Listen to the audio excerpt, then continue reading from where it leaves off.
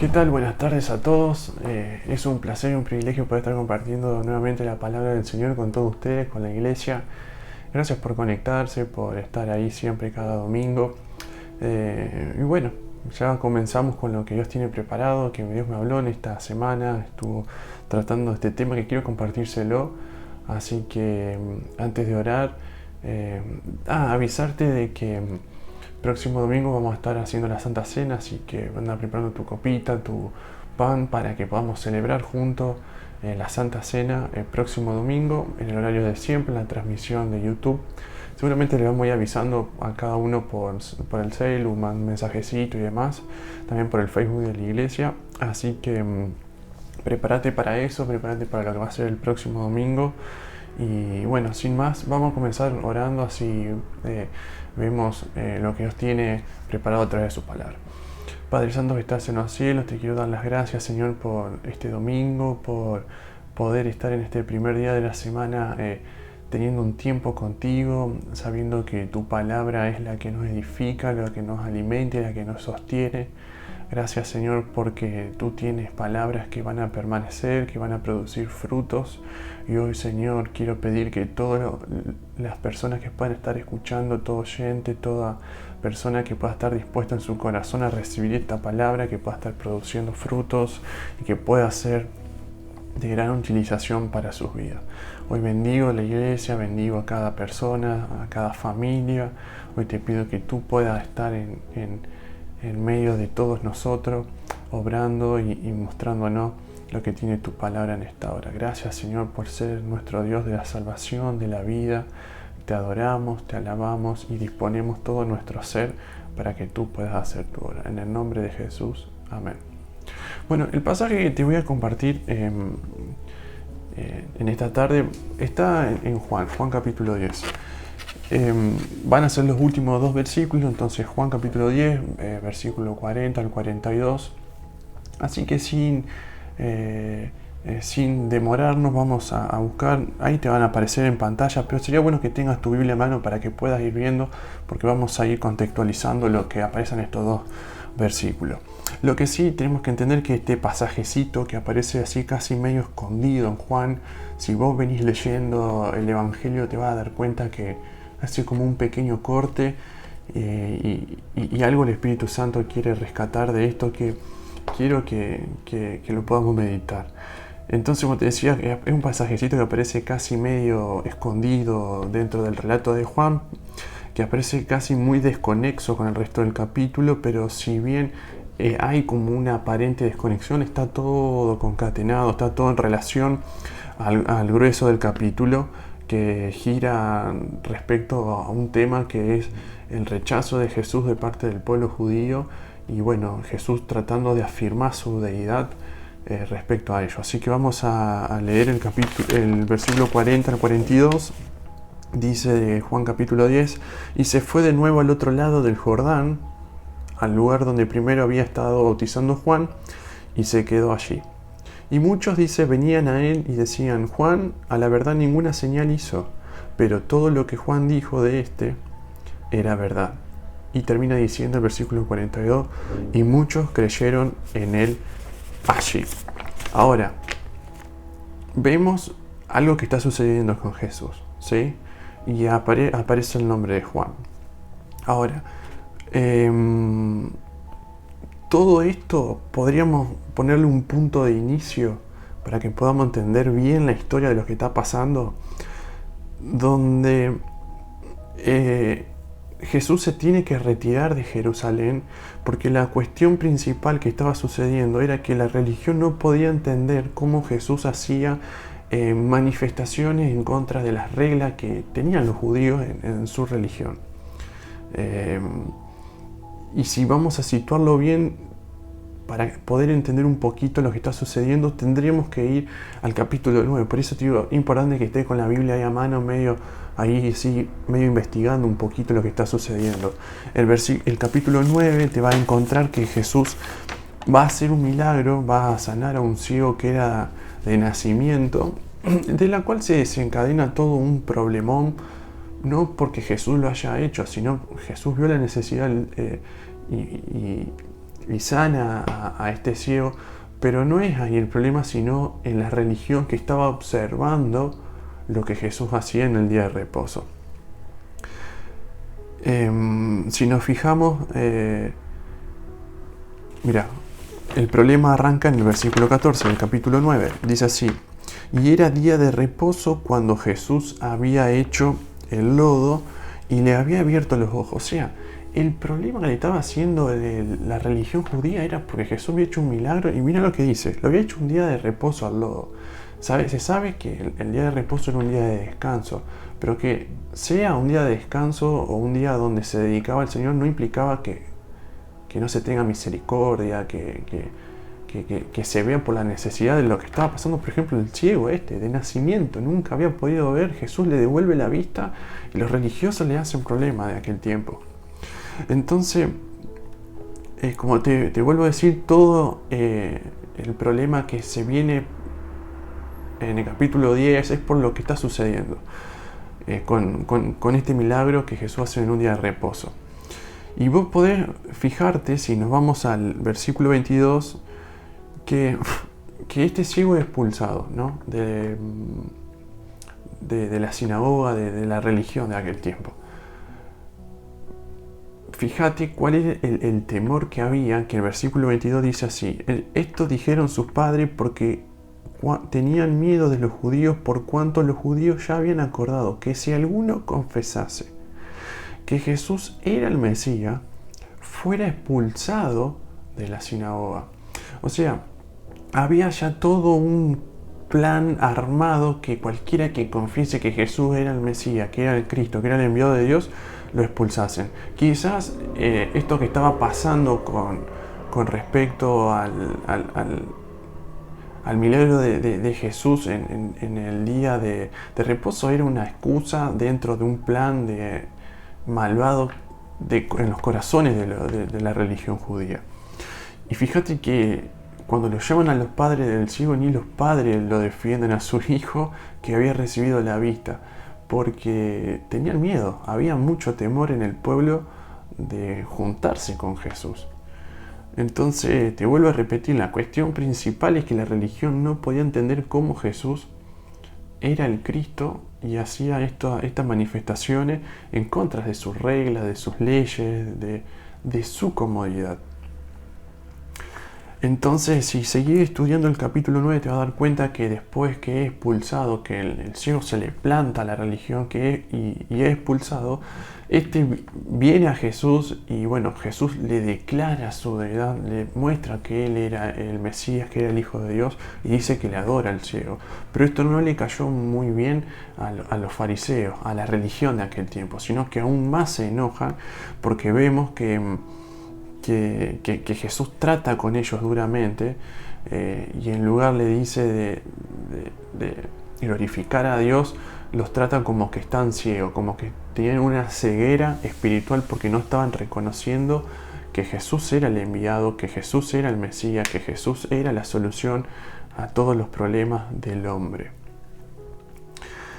Entonces entramos al capítulo 10, después de estas disputas que aparecen en contra de Jesús, y vemos a Jesús mostrándose como el buen pastor. Esto es todo un continuo, ¿no? Hablando de la misma historia, seguir leyendo es todo un continuo. Jesús empieza hablando que Él es el buen pastor, que sus ovejas la siguen, que Él viene a traer vida en abundancia.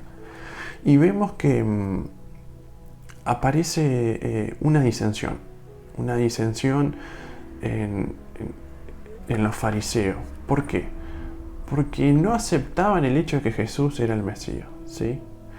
Entonces vemos en el versículo 19 del capítulo 10 que dice: volvió a haber disensión entre los judíos por estas palabras. Versículo 20 dice: muchos de ellos decían, demonio tiene y está fuera de sí, ¿por qué le oís? Y otros decían, estas palabras no son de endemoniado. ¿Puede acaso el demonio abrir los ojos de los ciegos? Claro, había una discusión grande porque Jesús lo que había hecho no se había visto en la historia de la humanidad. Ningún profeta o enviado de Dios del Antiguo Testamento había hecho un milagro de sanidad a un ciego. Entonces había una disensión terrible. Pero fíjate que los temas eran si Jesús era de Dios o era un loco o un endemoniado. Entonces dice que continúa el capítulo 10 y vemos que se celebra en Jerusalén, dice, una fiesta que era invierno, y otra vez vienen a Jesús a increparlo.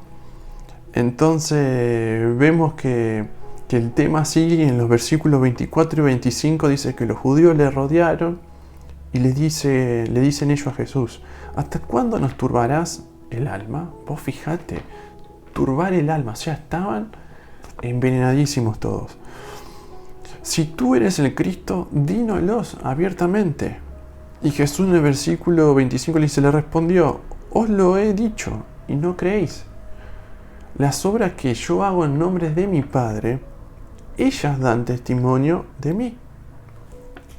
Entonces vemos que el tema sigue, que Jesús le responde. Los judíos no toleraron nunca que el Cristo no se acomode a sus estándares de vida, ni a su ley, ni a su comodidad que tenían de su religión. Entonces vemos que este Jesús provocaba una incomodidad en todo el pueblo, generaba un malestar, porque era como que iba en contra de las reglas. Entonces vemos que Jesús provoca estas cosas. Y vemos que en el versículo 31, enojadísimos, toman piedras, en el versículo 31, para apedrearlo a Jesús. Vos imaginate. ¿Qué cosa mala hizo Jesús para merecer eso? Ya querían apedrearlo. Y vemos en el versículo 39 de que dice: procuraron otra vez prenderle, pero él se escapó de sus manos. Fíjate el enojo, la violencia, la raíz de amargura que había, que no había un deseo de unión, de armonía, de comunión, sino violencia, destrucción, todo lo contrario a la vida, a lo que Jesús venía a ofrecer. Entonces vemos que ahora sí, entramos al versículo 40 y vemos que Jesús se tiene que retirar de Jerusalén. El Mesías, el Cristo, abandona Jerusalén y vuelve al comienzo. ¿Por qué digo el comienzo? Ya vamos a ir viendo. Porque dice que se va al otro lado del Jordán. Y dice que de nuevo se fue al otro lado del Jordán, al lugar donde primero había estado bautizando Juan, y se quedó allí. Vemos que Jesús, el rey rechazado por los judíos, por la religión, por aquellos que debían recibirle, porque la religión esperaba al Mesías, pero el Mesías estaba ahí y no le habían recibido. Lo rechazaron con violencia, querían apedrearlo, no lo entendía, le decían que tenía demonio, decían que estaba loco. Sin embargo, vemos que Jesús no actuó, que lo único que hizo, se tuvo que escapar de ahí. Entonces vemos que de nuevo dice, al escaparse de ahí se va al lugar donde Juan había estado. El rey rechazado vuelve al comienzo, se va al otro lado del Jordán, lugar donde primero había estado bautizando Juan, y allí dice que se quedó el rey rechazado. Entonces quiero plantar este principio espiritual en tu vida. Quiero que prestes atención. No te quedes donde Jesús es rechazado. Yo no te estoy diciendo que no transites, porque de hecho estamos en un mundo donde rechaza a Jesús, ¿sí? Incluso las prácticas de la iglesia rechazan a Jesús. Por lo tanto, no te quedes donde Jesús es rechazado. No te digo que no transites, sino no te quedes. No te quedes implica quedarse, vivir, acostumbrarse, acomodarse a los lugares donde rechazan a Jesús. Hay que tener cuidado, porque acá no estamos hablando que Jesús era rechazado en un lugar donde eran ateos o lo que fueren, o rechazaban a Dios. No, la misma religión. Entonces, si estás en un lugar, estás en donde es más importante las reglas, seguir a tal en vez de Jesús, no te quedes. no te quedes. Y esto es aplicable a cada circunstancia de la vida. Porque si tú quieres crecer, tú quieres vivir la vida de Jesús, es muy diferente a los estándares que se plantean en el mundo. Por eso debemos prestar atención a este gran principio para aplicarlo en nuestra vida. No te quedes donde Jesús es rechazado, porque allí Jesús no permanece.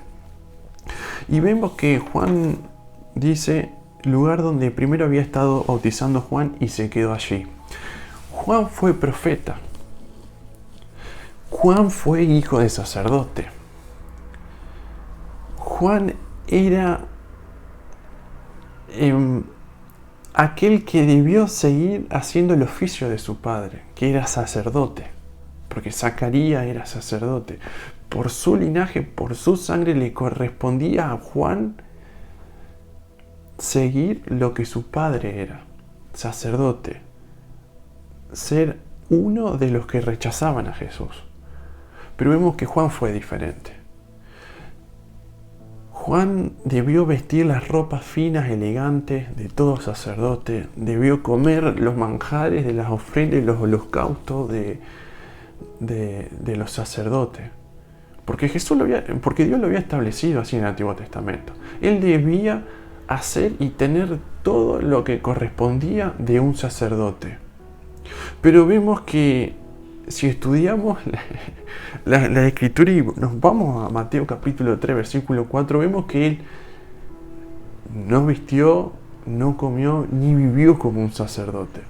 Dice Mateo 3, 4 que su vestido era un vestido de pelo de camello y tenía un cinto de cuero alrededor de sus lomos, dice. Imagínate, nada que ver, Juan. Y no es que comía los holocaustos, las ofrendas. No, comía langosta y miel silvestre.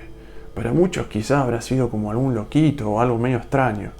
Pero sin embargo, Dios tenía algo con Juan y no era parte de lo que él podría haber seguido, el oficio de su padre. Y vemos, si estudiamos y vemos, vamos a buscar en Lucas capítulo 1, ahí se detallan los primeros capítulos acerca de Juan, versículos 66, y todos los que las oían las guardaban en su corazón diciendo, ¿quién pues será este niño? Y la mano del Señor estaba con él. Juan era una persona que tenía un destino, que tenía un propósito. Dice que la mano del Señor estaba con Juan. Vemos también que Juan, a medida que iba creciendo, versículo 80 de Lucas capítulo 1, dice, y el niño crecía y se fortalecía en espíritu y estuvo en lugares desiertos hasta el día de su manifestación en Israel. Versículo 76 al 78 del mismo capítulo dice, la profecía de su padre, dice, y tú, niño profeta del Altísimo, serás llamado, porque irás delante de la presencia del Señor para preparar sus caminos, para dar conocimiento de salvación a su pueblo, para perdón de pecados, por la entrañable misericordia de nuestro Dios, con que visitó desde lo alto la aurora. Vemos que Juan podría haber seguido el oficio de su padre, pero Dios estaba formando algo en Juan. Y vemos que acá, por lo que dice su padre en esta profecía, dice que él iba a ser que iba a ir delante del camino del Señor, el que iba a preparar para que Jesús pueda hacer su manifestación en la tierra. Era el que le iba a dar quizás la bienvenida para que pueda entender. Iba a ser el presentador de la venida de Cristo, de su primera venida aquí en la tierra. Vemos que también, si buscamos en el capítulo 3, versículo 2 de Lucas, dice, y siendo sumo sacerdote Anás y Caifás, vino palabra de Dios a Juan, hijo de Zacarías, en el desierto. Siendo los sacerdotes aquellos que trataban con Dios, ¿no? Dios no habló a los sacerdotes, no habló a la religión, sino que habló a Juan. Es importante, porque cuando Jesús viene a instalar su reino, cuando viene en su primera venida, a presentar, a mostrar que el reino de Dios se había acercado, el reino de los cielos se había acercado a la tierra, no lo hizo a través de la religión judía, la que rechazó a Jesús, lo hizo a través de Juan. Entonces Juan, como profeta, como enviado de Dios, fue alguien contrario a la religión. Y no solamente contrario por su necesidad, sino porque había tenido algo de parte de Dios que cumplir e hizo su voluntad. Por lo tanto, se puede ver que en el Nuevo Testamento va a comenzar no con los estándares de vida judío, como te dije antes, de la religión y demás, sino con un nuevo estándar, con una nueva manera de ser, con lo que iba a presentar Juan y obviamente Jesús. Entonces Cristo vuelve ahí donde Juan hacía su ministerio. Él no estaba más, Juan ya no estaba más, porque había sido muerto, pero todo lo que sea de Dios permanece. Otro principio espiritual. Vemos que Jesús se había ido donde Juan había estado, en su trabajo, en su ministerio, ahí bautizando en el Jordán. Jesús no está donde es rechazado. Jesús está en los lugares donde nosotros tratamos de edificar con su palabra y trabajar en base a su palabra. Primer principio, no te quedes donde Jesús es rechazado. Segundo principio, todo lo que sea de Dios permanece. Muchos venían a Jesús porque Juan había estado ahí. Y Jesús eligió el lugar donde Juan había estado. Vamos de nuevo al Juan capítulo 10. Dice, y muchos venían a él y decían, Juan a la verdad ninguna señal hizo, pero todo lo que Juan dijo de este era verdad. Y vemos que acá se ve el título del sermón de esta tarde. A la verdad, Juan no hizo ninguna señal, pero todo lo que Juan dijo era verdad. ¿Y qué dijo Juan? Juan dijo, el reino de los cielos se ha acercado. En Mateo 3.1, que la gracia y la verdad vinieron por Jesucristo, Juan 1.17, que Él procedía del Padre, Juan 1.18, que Jesús era antes que Él, si bien Él estaba preparando el camino de Jesús, Jesús era antes que Él porque entendía que no era una persona, que era Dios, que era eterno, que era el Cordero de Dios que iba a perdonar, que iba a quitar el pecado del mundo, Juan 1.29 al 36, y que no iba a bautizar con agua como bautizaba con él, como hacía él, sino que iba a bautizar con el Espíritu Santo, en Juan 1.33. Mientras la religión judía rechazó al rey, no entendiendo, rechazando directamente, así literalmente, como dice la palabra, que el reino de Dios venía a través de Jesús y tantas cosas, no reconocían que Jesús era Dios. Mientras la religión judía rechazaba al rey, Juan, fiel a su destino, a lo que Dios le había encomendado, anunció que el reino se había acercado. Vemos que en Mateo 11, versículo 11, vemos que dice así, de cierto, lo que dijo Jesús, mira, de cierto os digo, entre los que nacen de mujer no se ha levantado otro mayor que Juan el Bautista, pero el más pequeño en el reino de los cielos mayor es que él. Desde los días de Juan el Bautista hasta ahora el reino de los cielos sufre violencia, y los violentos lo arrebatan, porque todos los profetas y la ley profetizaron hasta Juan. Jesús elogiando a Juan el Bautista. Jesús no se queda donde es rechazado. Jesús está en aquellos que siguen su voluntad, que cumplen el propósito de Dios para sus vidas. Y qué bueno porque Jesús está elogiando a Juan. La pregunta que te quiero hacer hoy, Jesús, si nosotros no estuviéramos, elogiaría nuestras obras, lo que hicimos, lo que hablamos. Todo lo que dijo Juan fue verdad. Vimos en Juan capítulo 10. Todo lo que dijo Juan fue verdad. Qué grato que habrá sido, porque si vos lees Mateo 11, Juan estaba dudando. Aquel que debía preparar el camino de Cristo, una vez que fue preso, empezó a dudar si él era el Cristo y mandó a preguntar, y Jesús confirma eso y elogia por el desempeño, por el trabajo, por el esfuerzo, por haber seguido la voluntad de Dios. Jesús elogia a Juan por eso. Dice que mayor profeta de todos los que hubieron en el pasado fue Juan el Bautista. Hoy muchos predicadores, está bien que lo hagan, porque el Señor habla. A veces nos muestran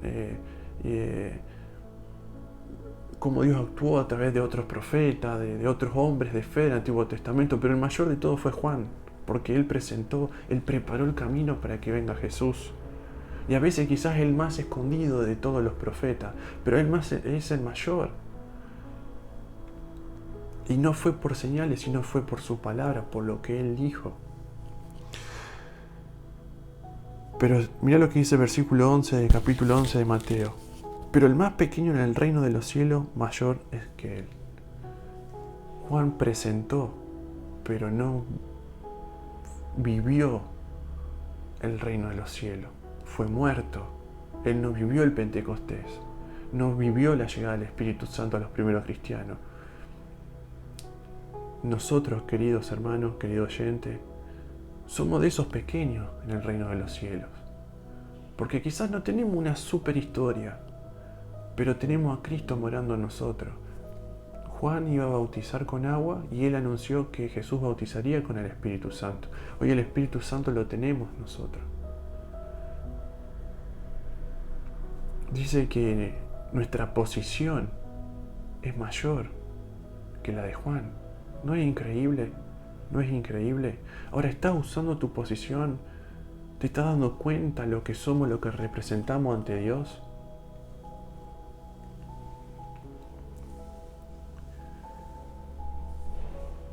No es tiempo de buscar la sensación, no es tiempo de esperar señales.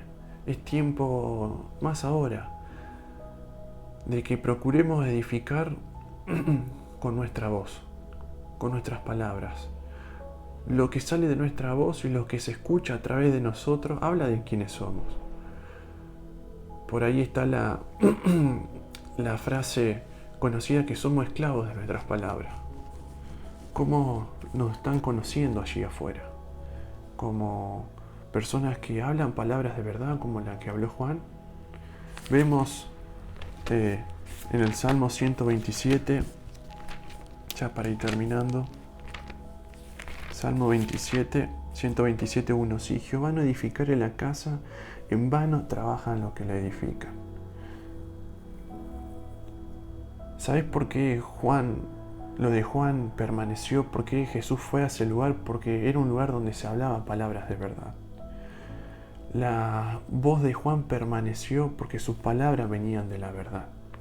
Porque sus palabras eran palabras de vida eterna. No eran sus propias palabras, no eran sus propios argumentos, no eran sus propios planes, no era lo que sentía su corazón, sino que era lo que Dios le había mandado a hacer. Por eso Jesús podía ir a ese lugar, porque era un lugar donde se había hablado verdad. Juan ya no estaba, pero sus palabras permanecían. El legado de Juan estaba presente. Las palabras de Juan permanecieron porque venían de Dios, porque eran de vida eterna, porque como dijo Jesús, las palabras de Él son espíritu y vida. Qué hermoso cuadro ver a nuestro Señor, qué hermoso cuadro ese, ver a nuestro Señor yendo a esos lugares donde decidimos hablar la palabra, plantarla, trabajar la semilla de la palabra de Dios. Y dice el versículo 42 que muchos creyeron. Cuando vieron la palabra de Juan y que Jesús estaba ahí, muchos creyeron. La palabra de verdad, otro principio espiritual, produce frutos. Jesús no está en los lugares donde fue rechazado. No te quedes donde Jesús es rechazado, ¿sí? Ese era un principio. El otro, todo lo que viene de Dios permanece. Y lo que viene de Dios permanece si lo hablamos. Y tercer principio, la palabra de verdad produce fruto. Muchas cosas pueden suceder cuando se habla y se vive por la verdad. Y aún nos muestra su palabra que en la ausencia nuestros dichos repercuten. Porque la palabra de Dios no se desvanece, no es un libro común. Tiene efecto, tiene poder, tiene promesa, tiene bendición. Es mi oración que usted pueda hablar estas palabras, que pueda conocer la palabra de Dios, que pueda meterse, porque allí va a encontrar usted lo que Jesús nos marcó como vida. No los estándares religiosos que nos marcan la religión, sino acá está cómo Jesús actuó y por lo tanto cómo debemos actuar nosotros en todo momento.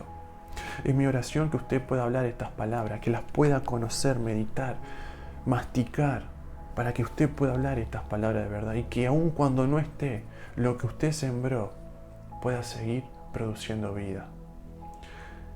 El reino de los cielos fue anunciado, fue acercado, rechazado por el pueblo judío, pero hoy vive en nosotros. Que la palabra de Dios esta semana pueda hacer eco en tu vida, que podamos tener esta afirmación, como había dicho el apóstol Pablo en Filipenses 1:21. Para mí, el vivir es Cristo. El reino de los cielos no es comida ni bebida, es justicia, paz, gozo en el Espíritu Santo. El reino de los cielos está en nuestras vidas. ¿Quieres manifestar la justicia, la paz, el gozo, los frutos que tiene la palabra? Tienes que conocer, tienes que alimentar el Espíritu con la palabra. Sin más, hermanos, quiero cerrar este tiempo con una oración y pedirte que el Señor pueda estar obrando en tu corazón y en tu vida. Vamos a orar. Padre Santo que estás en los cielos, gracias por estas palabras, gracias porque a través de este ejemplo podemos ver cómo Juan, cumpliendo su propósito en esta tierra de preparar el camino de nuestro Señor, de nuestro amado Salvador, pudo tener una vida fructífera. No solamente durante su vida, sino aún después de su vida. Hoy, Señor, abrimos nuestros corazones para que tu palabra pueda sembrar fruto y sabemos, Señor, y hoy pedimos unas semanas de victoria, porque sabemos que no nos vamos a quedar en los lugares donde tú seas rechazado.